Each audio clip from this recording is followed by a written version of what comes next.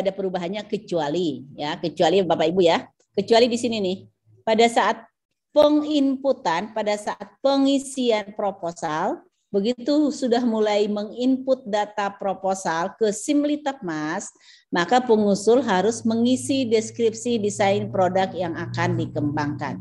Jadi ini menunjukkan Bapak Ibu, setiap penelitian yang dilakukan oleh dosen-dosen di PT Vokasi itu harus berbasis pasar.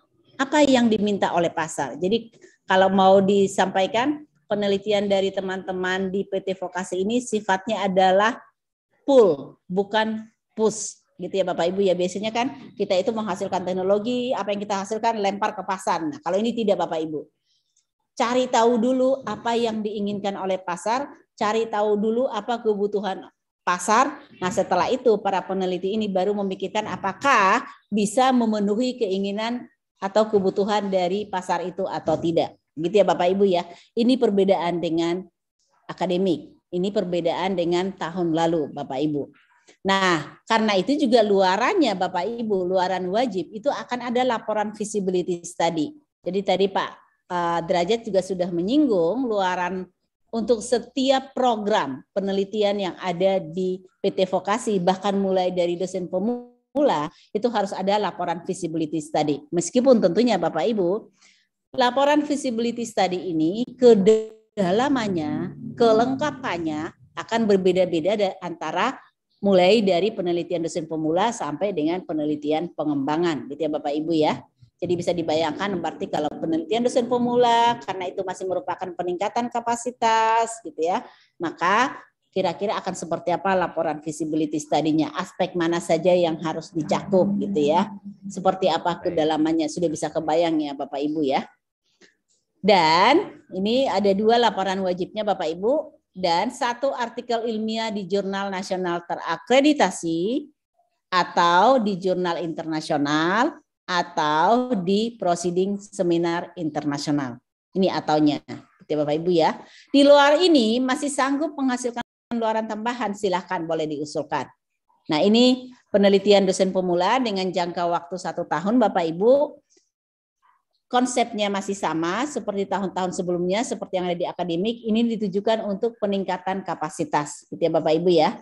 Penelitian dosen pemula ini ditujukan untuk peningkatan kapasitas. Makanya yang boleh mengusulkan itu maksimum berpendidikan X2 dengan jabatan maksimum adalah asisten ahli, gitu ya. Tidak ada jabatan fungsionalnya, boleh nggak? Boleh Bapak Ibu, tidak masalah. Asal maksimum asisten ahli, gitu ya Bapak Ibu ya.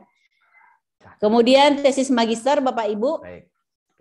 Tesis, kalau anggarannya itu adalah anggaran peningkatan kapasitas atau anggaran penelitian pembinaan, ini ada di SBK, PMK, Peraturan Menteri Keuangan yang dikeluarkan oleh Menteri Keuangan ya Bapak Ibu ya, SBK-nya itu masih tetap sama, sudah keluar untuk anggaran tahun 2022 itu masih tetap sama 20 juta ya Bapak Ibu ya.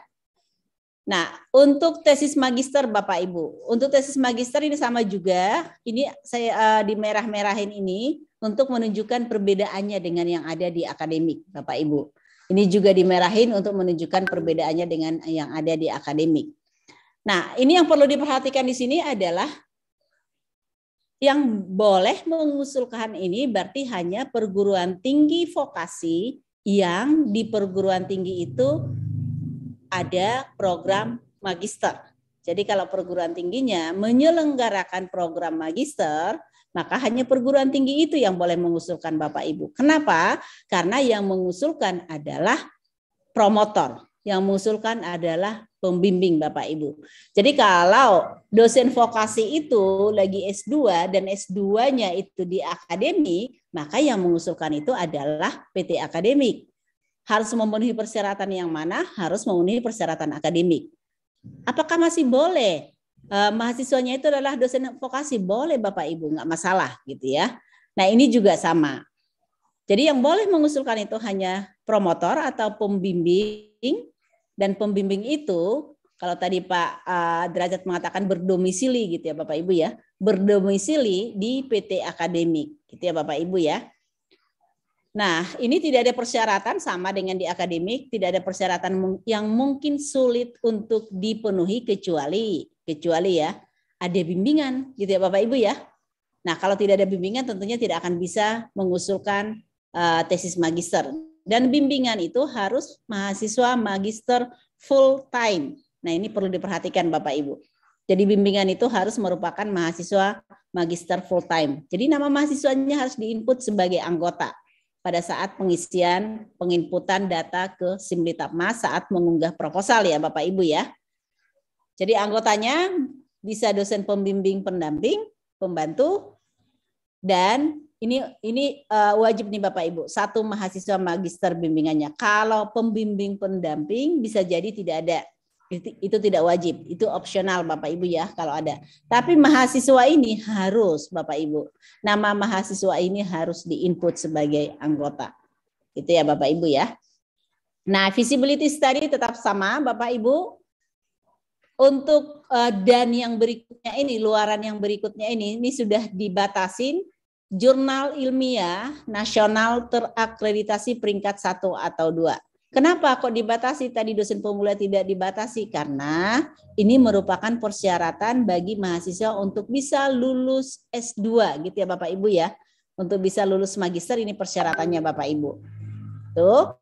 Atau satu artikel pada Proceeding Seminar Internasional Terindeks Bereputasi. Nah, yang perlu diperhatikan Bapak Ibu, untuk publikasi ini, untuk keluaran publikasi ini, mahasiswa harus menjadi penulis pertama. Jadi mahasiswa harus menjadi penulis pertama. Meskipun ketuanya adalah pembimbing, yang mengusulkan adalah pembimbing, maka di dalam artikel yang dihasilkan dari program penelitian tesis magister itu, mahasiswa harus menjadi penulis pertama. Jadi kalau ketua peneliti atau pembimbing itu bisa berperan sebagai corresponding author, gitu ya Bapak Ibu ya. Nah, SBK-nya apa? Sebenarnya SBK-nya penelitian dasar. Tapi untuk tesis magister ini Bapak Ibu dibatasi maksimum. Ini maksimum ya Bapak Ibu ya. Dibatasi maksimum 30 juta. Gitu ya. Karena kan tesis magister itu adalah penelitian dasar.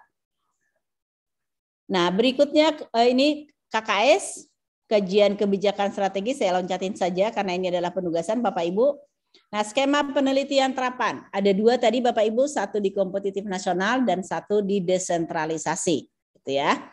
Nah, ini persyaratannya sudah diturunkan Bapak Ibu. Kalau tadi Pak Bambang mengatakan meskipun diturunkan itu masih berat untuk syarat yang di-screening oleh sistem ya, yang di-screening oleh Simlitapmas. Ketua pengusul berpendidikan S3, jabatan fungsional minimum asisten ahli. Atau berpendidikan S2, jabatan fungsionalnya minimum lektor. Jadi lektor ya Pak Bambang ya, bukan lektor kepala.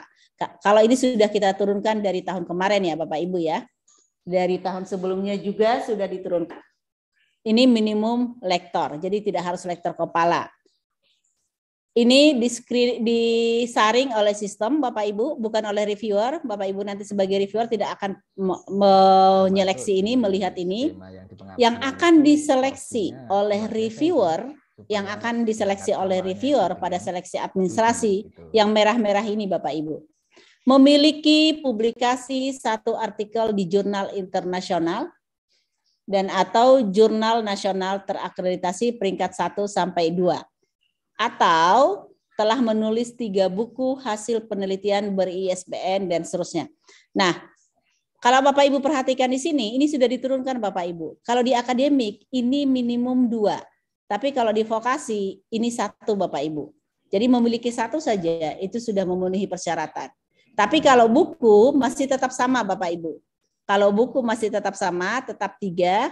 Dan untuk buku yang perlu diperhatikan selain penerbitnya itu adalah buku itu harus merupakan hasil penelitian.